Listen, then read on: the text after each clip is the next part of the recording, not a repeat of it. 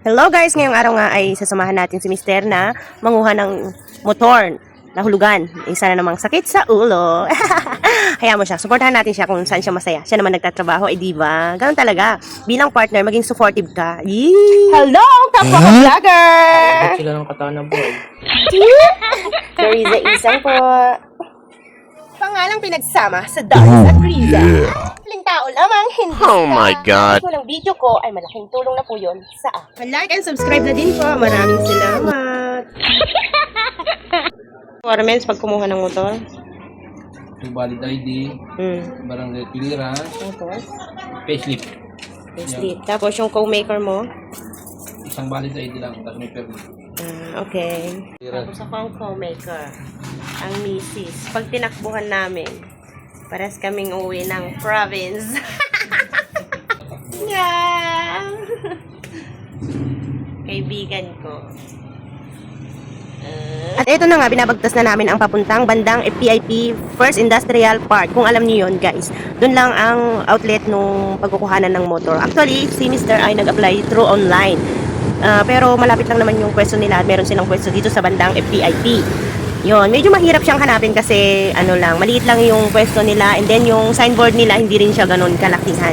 Kaya medyo nahirapan kami na nasobrahan kami, sumobra kami, bumalik ulit kami, saka pa namin natagpuan yung kanilang pwesto. FPIP na tayo guys. Ang dating dinadaanan ko, papasok araw-araw, gabi-gabi. Ngayon ko na naman lang ulit nakita. Yan ang overpass. Lawak niyan. At sa wakas guys, natagpuan din namin. Ito nga pala yung kanyang pangalan. So nabasa nyo naman siguro. Bilis ng aking video. Ngayon, bumalik kami. So ang pwesto talaga niya ay bago ka makarating ng gate 1 ng FPIP. Yon, doon mo siya makikita ha. Bago po, hindi po over.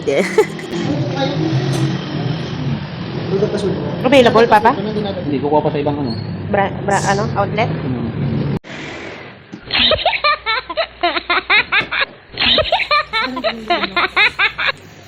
Habang ako naman ay naghihintay sa isang sulok, wala ka naman trabaho kaya wala kang magagawa kundi mag-antay. Nalulula lang naman kasi ako sa mga motor na naka-display. What if may pera ka? Ay, cash to sana! Napapaisip na lang ako guys, ang ganito, di ba? Sana all na lang talaga, maraming ipon. Pagkatapos nga ng pirmahan na makukulong ka na Mr.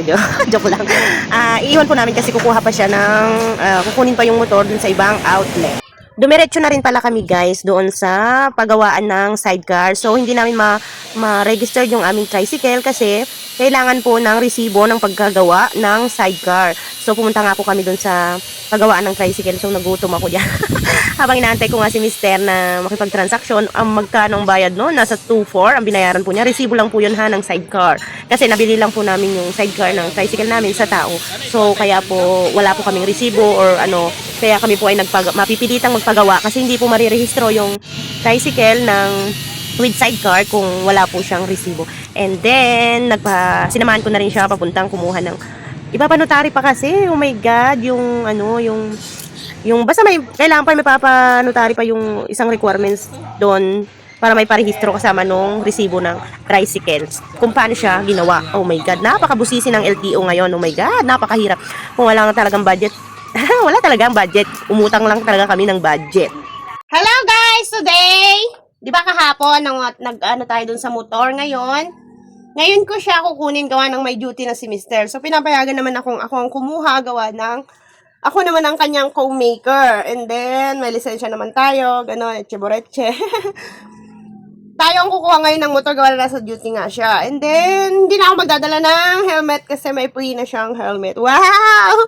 Sana yun, magko-commute lang po ako papunta para madala ko yung motor pabalik. Watch nyo na lang po ang ating pagkuha. Bye-bye! Guys, nandito na tayo. Pagod. Hello po.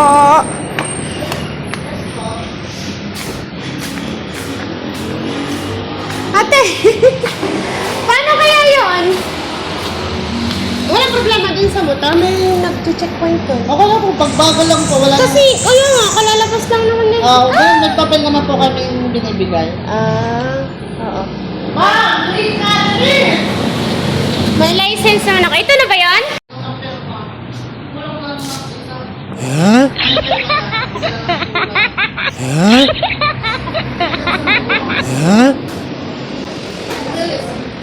Si Rider. Okay, magbabayad na tayo. Ang ma-avail nito ay ipapakita ko sa inyo. Pero ang monthly ko ay 260.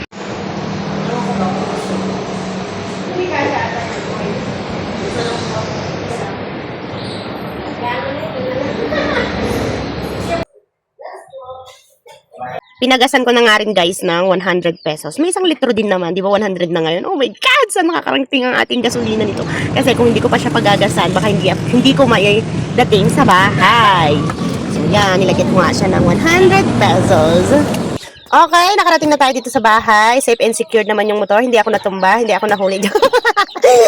Hindi. Naiuwi ko naman siya ng maayos. Na-drive ko po siya ng maayos. So, wala pong gas-gas. Iso-surrender natin kay Mr. na walang kulang at walang damage yung kanyang bagong kabayo. Makapag-ingay kanina doon sa bilihan ng motor, doon sa shop. Hindi na ako makaingay doon. Ito na. Ito na yung motor. Tapos, ito na yung dalawang free na dalawang pang change oil. And then, ito yung free niya na helmet. Ah, diba? Ang ganda, oh. Matikas din ang pagka, niya, hindi katulad ng binibili lang natin for 500s. So, yan yung motor. Tapos, ang binayaran ko, guys, ay 3,470 plus. Kulang-kulang siyang 3,500. So, pero yung 3,500 na yon ay, meron ka ng, meron ka ng 1 month pay. So, libre na ako ng April, bayad na. Ang start na ng payment ko ay May 1. Yan lang. Tanong-tanong. Ito po ay Euro. Euro Motor 125.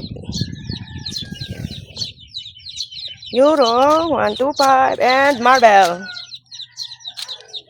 Yan ang kanyang mga pangalan na nakadikit sa magtatanong. At ako hindi masyadong marunong sa mga motor. Okay?